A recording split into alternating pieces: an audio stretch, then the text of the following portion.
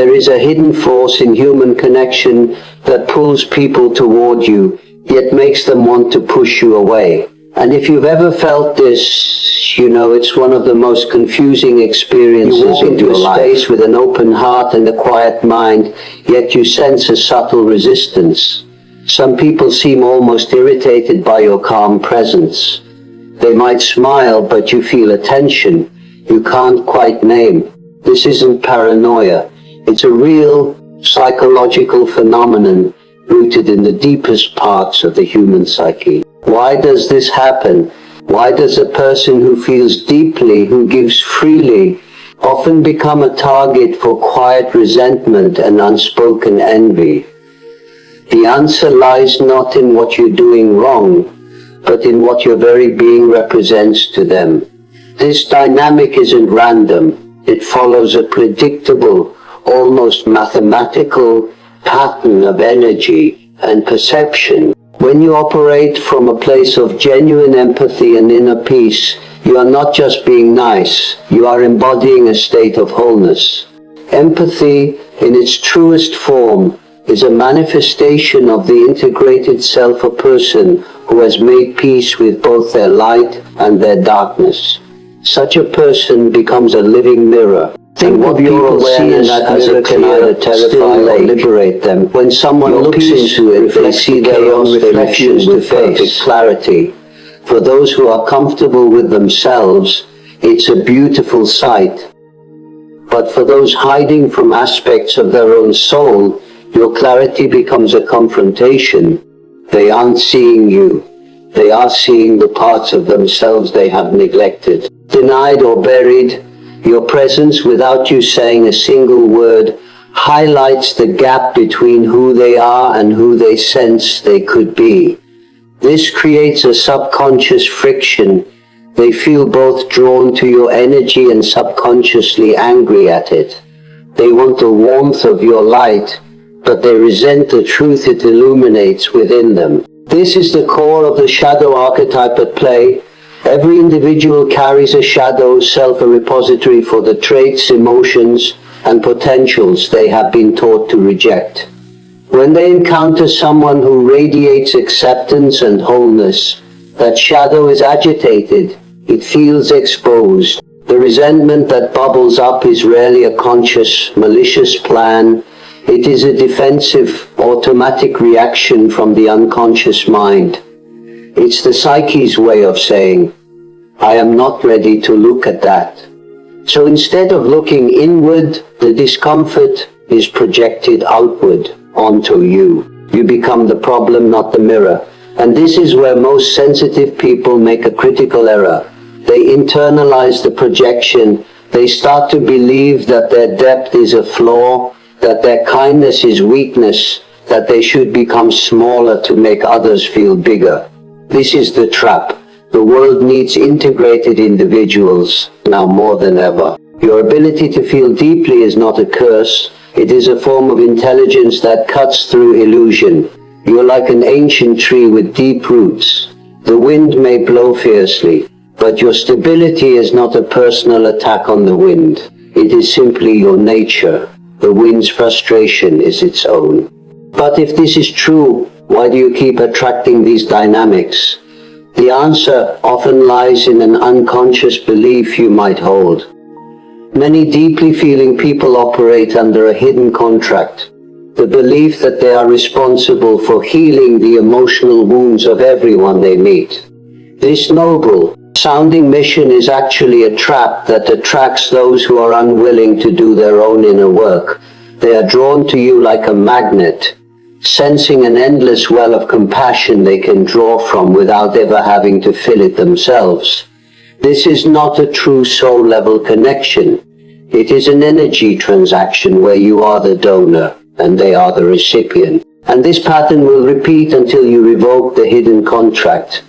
True strength for the empathetic person is not about building walls around your heart. It is about building a stronger core within your heart. It's about discerning when to extend your energy and when to conserve it for your own growth and well-being.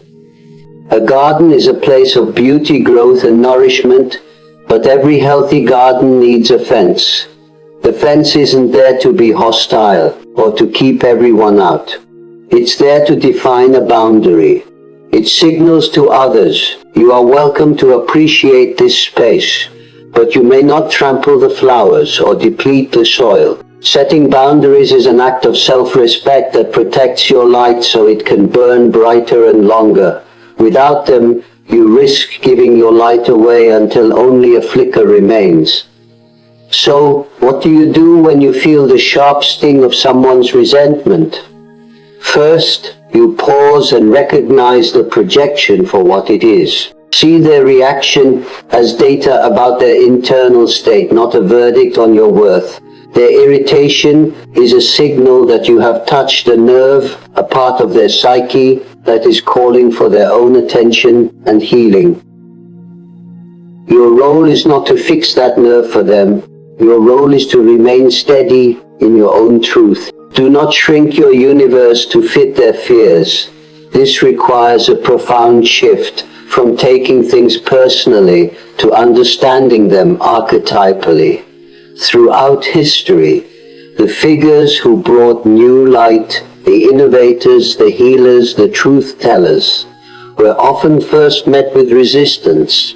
Your experience on a personal scale is part of this universal pattern. When you stop asking, what's wrong with me? And start asking, what is this interaction trying to teach me about strength and boundaries? You reclaim your power. You step out of the role of the victim and into the role of a conscious creator.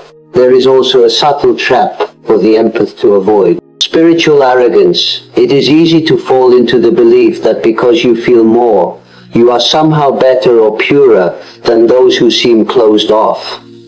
Beware of this. This hidden sense of superiority is a shadow of empathy itself, and others will sense it fueling the very resentment you wish to avoid. Hold your sensitivity with humility. It is a gift, not a weapon or a crown. Your journey is to integrate your perceptions without letting them separate you from the fundamental humanity you share with everyone else. This balance is the razor's edge of true wisdom. Now, let's turn inward. I want you to think of a recent moment where you felt misunderstood or resented for your kindness or your calm. Replay that moment in your mind. Now, I want you to reframe it. Instead of seeing yourself as the target, see yourself as the mirror. See the other person's reaction as a reflection of their own inner conflict between their desire for peace and their fear of facing what blocks it. This simple shift in perspective can dissolve years of accumulated pain and self-doubt. It liberates you from the burden of their journey. Your only task is to keep your own mirror clean and clear. Your light is a quiet rebellion in a world that often values noise over substance. It is a gift not just to yourself, but to the collective. For every person who reacts with resentment, there is another who sees your authenticity and feels permission to embrace their own. You may never know the lives you touch simply by choosing to remain open and true. So, tend to your inner garden, guard your energy with compassionate boundaries, and never ever apologize for the light you carry. If this message resonated with you and you are ready to own your power without apology, then do me a favor. Help us spread this light. Hit the like button and make sure to subscribe to Winds of Thought for more content that helps you navigate the depths of your own mind. Your support helps us reach others who need to hear this. Thank you for watching, and remember, the world doesn't need you to be smaller. It needs you to be whole.